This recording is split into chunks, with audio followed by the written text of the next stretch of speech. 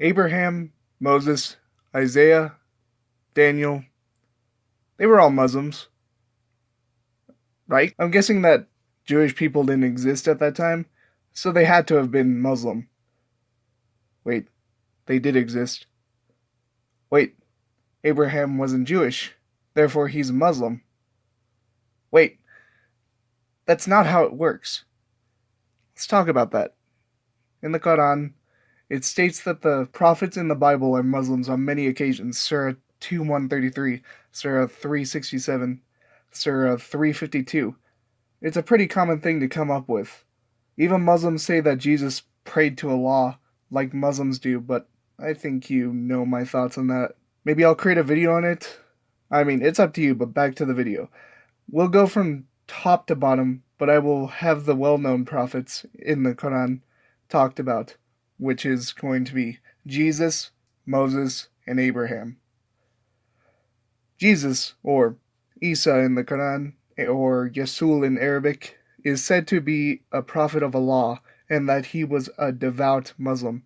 Though, here's the issue with that. Jesus claims and does things that no Muslim would. Do you know what Jesus was saying? Thy sins are forgiven. And now, O Father, glorify thou me with thine own self, with the glory which I had with thee before the world was. All power is given unto me in heaven and in earth. Ye shall see the Son of Man sitting on the right hand of power and coming in the clouds of heaven.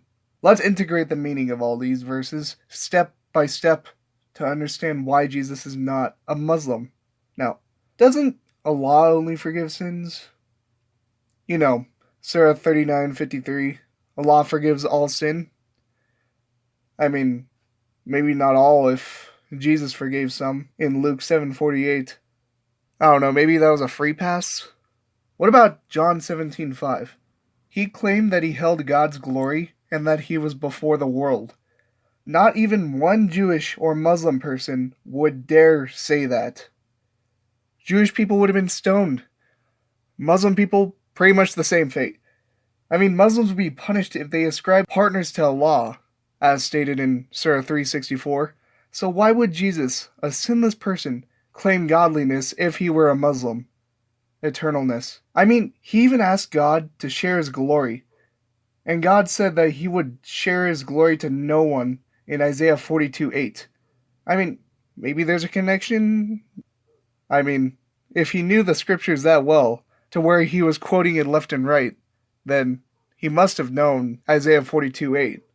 What about how Jesus is given authority over everything? Doesn't Allah have authority over everything? It's stated in the Quran that he does, for example, Surah 18:45. Maybe it's normal for prophets of Islam to be equal to God. I mean, Muhammad sure got that time, but I'll talk about that in another video. Finally, we have Mark 14:68. I'm pretty sure that Muslims see this as being non-contradictory to Islam, but it is, since Muslims believe Jesus will return on their side, but not in the same way the Bible actually says when Jesus tells the Pharisees. I mean, why would the high priest rip his clothes? Well, Jesus claimed that he, or the Son of Man, would come in his kingdom. Now, Muslims will be saying, he called himself the Son of Man, not God. Let's get that through. Well, let's read Daniel 7:13-14. I saw in the night visions, and behold, one like the Son of Man came with the clouds of heaven, and came to the Ancient of Days, and they brought him near before him. And there was given him dominion and glory and a kingdom that all people, nations, and languages should serve him. His dominion is an everlasting dominion, which shall not pass away, and his kingdom that which shall not be destroyed. It's his kingdom. Also, this completely coincides with what Jesus states when he says that all authority is given to him. Now, shall we talk about Moses? I mean, this should be pretty easy, since Moses literally had the Jewish guidelines given to him by God, but I'll give an example on why he is not a Muslim. I have a video on pork eating, and it talks about a verse in Leviticus, specifically Leviticus 11:4, It states, "Nevertheless, these shall ye not eat of them that cheweth the cud, or of them that divide the hoof, as the camel, because he cheweth the cud, but divideth not the hoof, he is unclean to you." So Moses was instructed to not eat camel, and Muslims eat it. There's even a hadith on Muhammad where he was asked about camel meat, and he told them to perform ablution after eating it, but did not prohibit it. You can find that in Sunan Abu Dawud 184. So Moses, who is supposedly a Muslim, was commanded by God to not eat camel, but Allah said that you can eat camel, but the only similarity is that they both don't eat pork. There's not a very good connection. It's like saying that the US and Saudi Arabia are similar because they don't support first-degree murder. They're very different countries. I mean, how would they be the same God if they gave different commandments?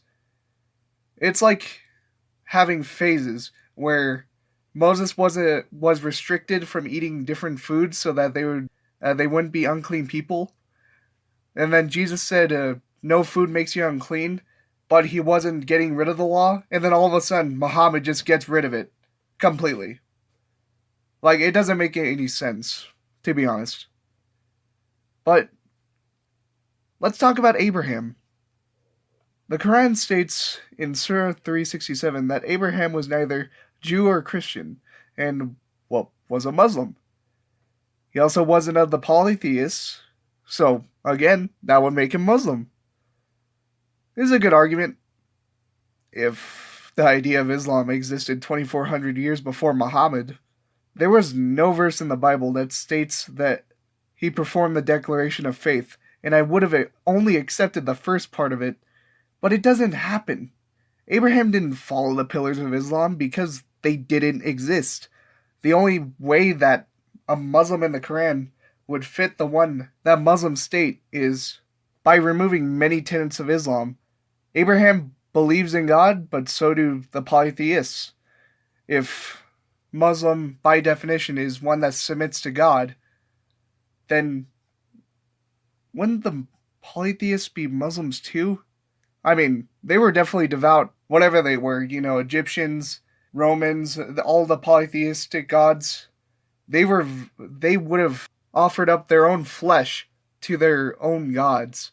So, does that make them Muslims? Or is it only true when it's their God? Because then I could say that Abraham wasn't a Muslim, because the Islamic God states that Abraham escaped a fire in 2169. Well, Surah 2169. Even though that was a mistranslation of the word in Genesis 15:7. I mean, how would they be the same if they both say different things about Abraham's history? It's a logical fallacy for Abraham to be a Muslim. Because time and time again, the God of the Bible and the God of the Quran are completely separate people. So if they were Muslim, they would be way more different than what's actually in the Bible. And that's why they just don't work as Muslims. It doesn't work. Because the evidence points to the completely opposite direction. Well, that's all I have for you today. I hope you enjoyed it. God bless you. See you in the next video.